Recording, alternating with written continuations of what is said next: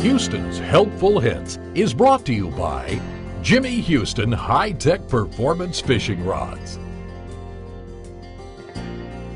Braided fishing line has become really popular in the last several years, and a lot of people really don't know that much about braided fishing line, when to use it or how to use it or how big a line to use.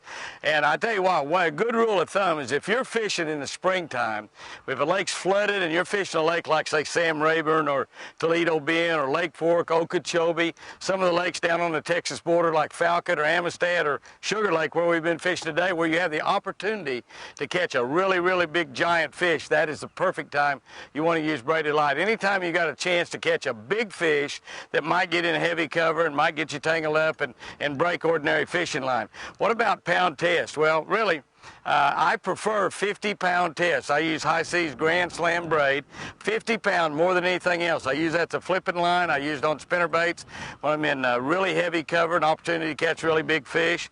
And you can move up to 65 or 80-pound, which a lot of people do, but you get a little bit larger diameter.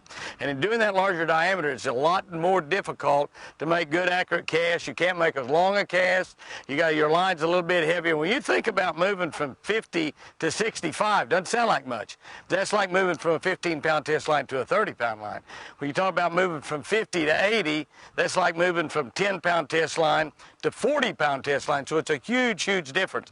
Another time you want to think about braided line is on spinning reels. Absolutely fantastic on spinning reels.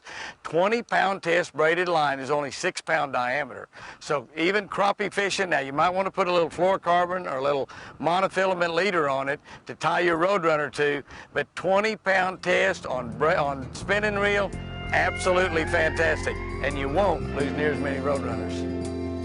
Well, it's late in the day and the sun's getting low. Caught me a big one, but I let him go. I sure had fun just watching him stretch my line.